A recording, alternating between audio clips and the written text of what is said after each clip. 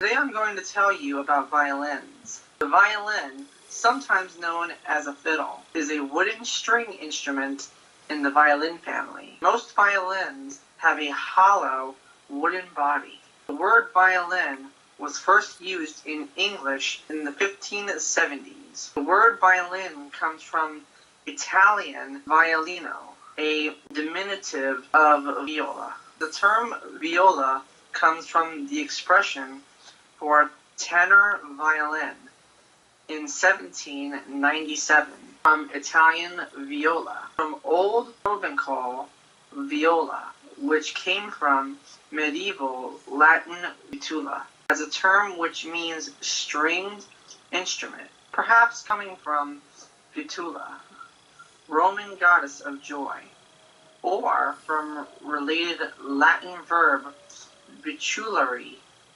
to exult, be joyful. The earliest stringed instruments were mostly plucked.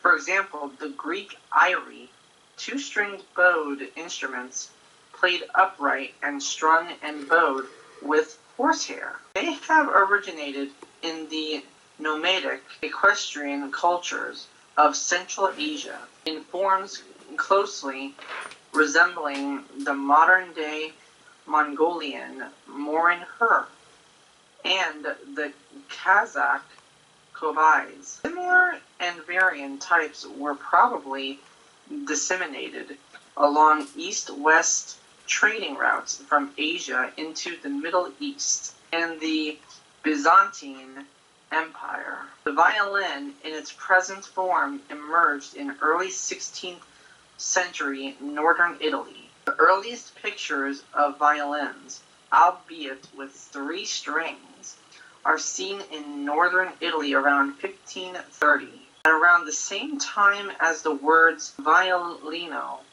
and violin are seen in Italian and French documents. One of the earliest explicit descriptions of the instrument, including its tuning, is from the Epitome musical by Jombé de Fer, published in Lyon in 1556.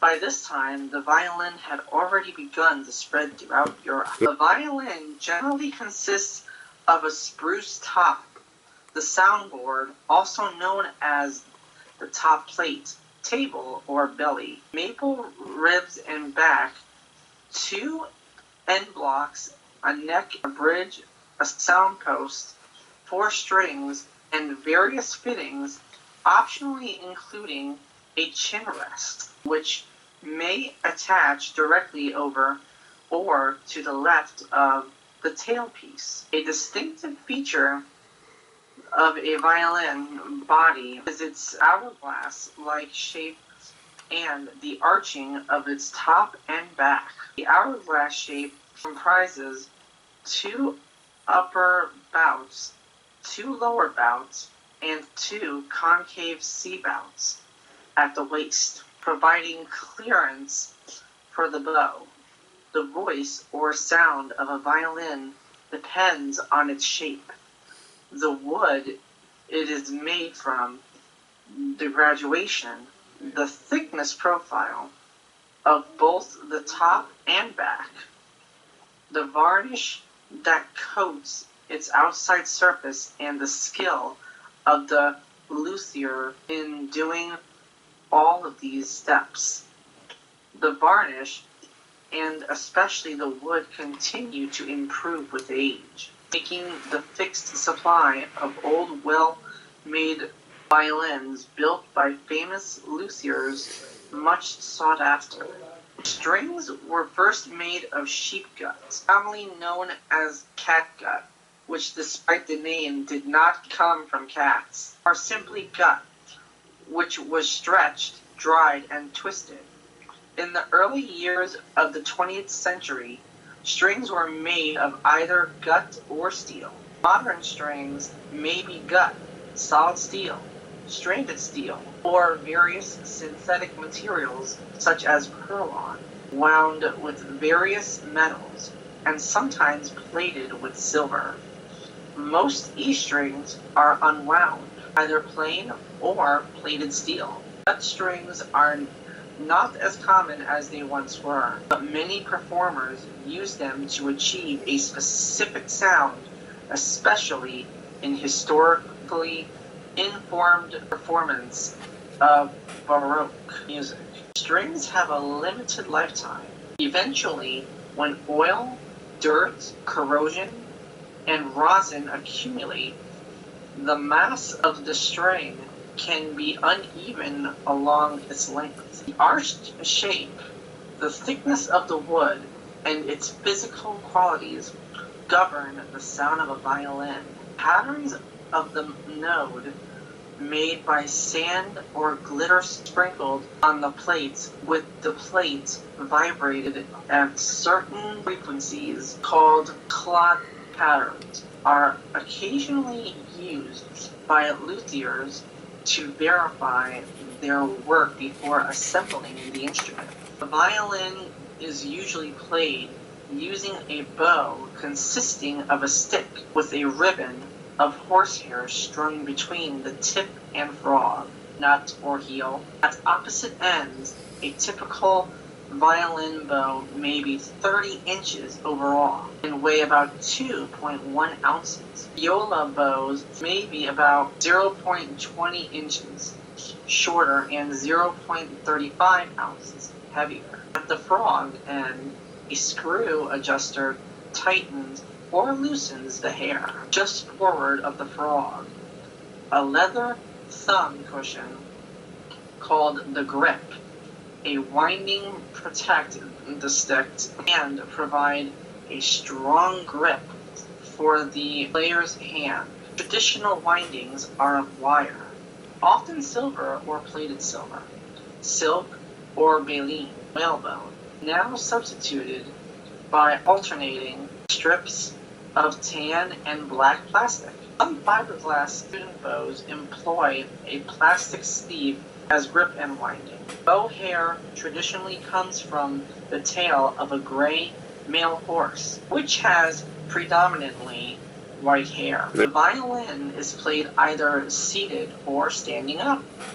Solo players, whether playing alone, with a piano, or with an orchestra, play mostly standing up, unless prevented by a physical disability, such as in the case of Giuseppe, while in the orchestra and in chamber music, it is usually played seated.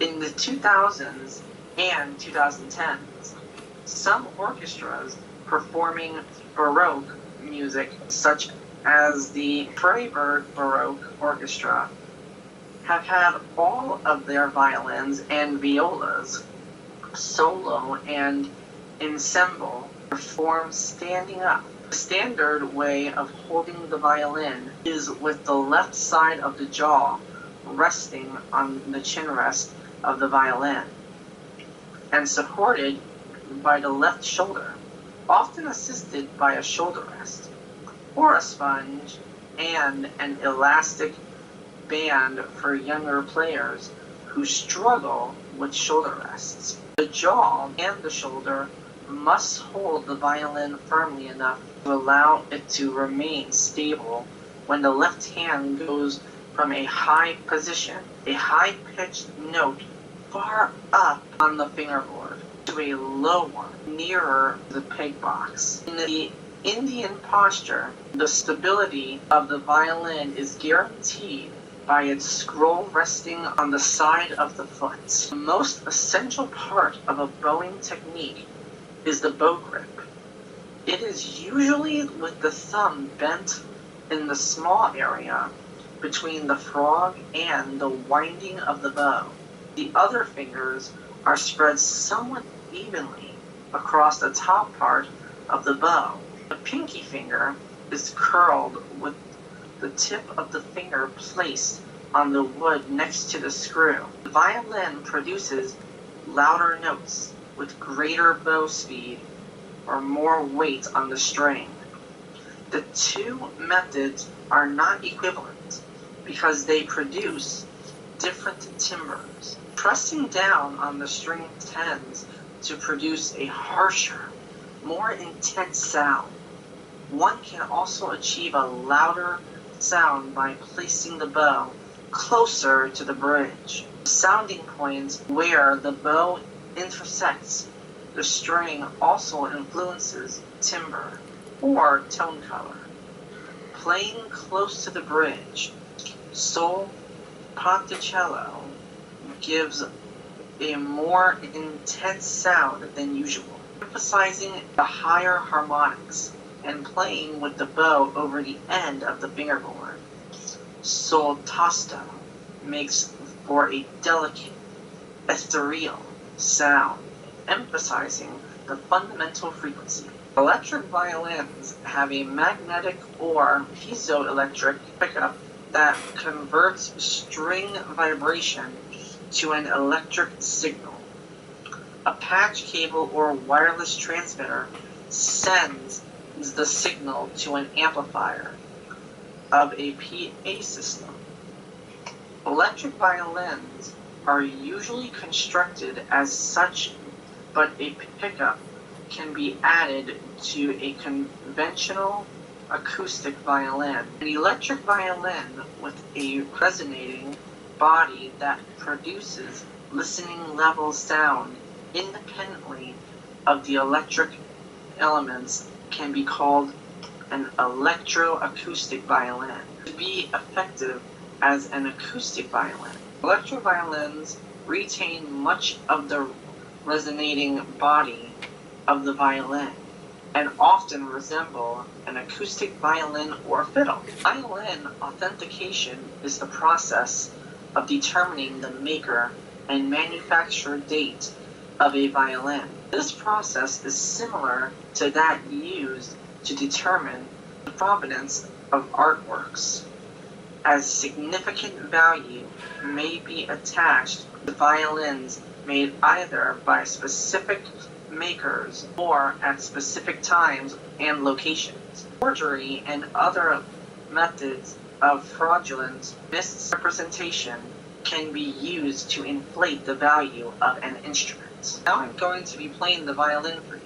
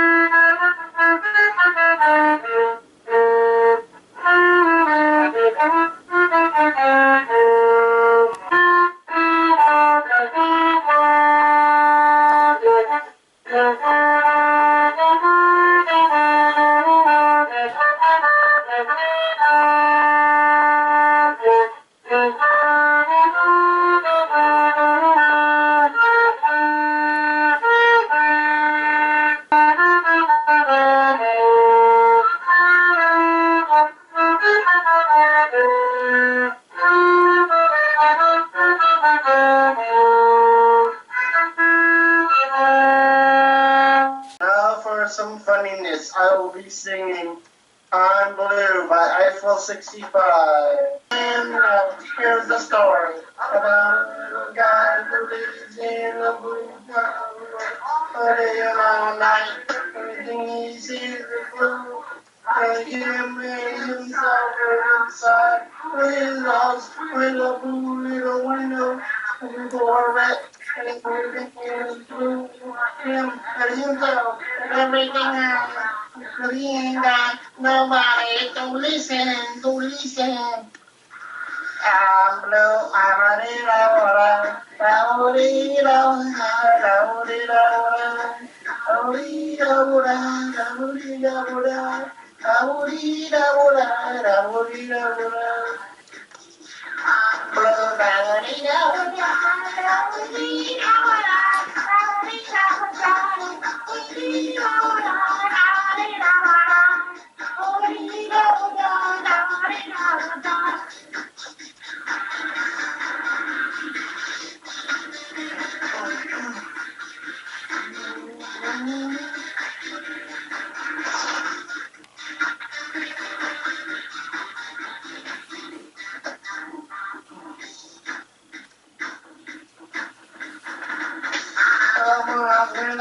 and go. Go to the cover and all the way.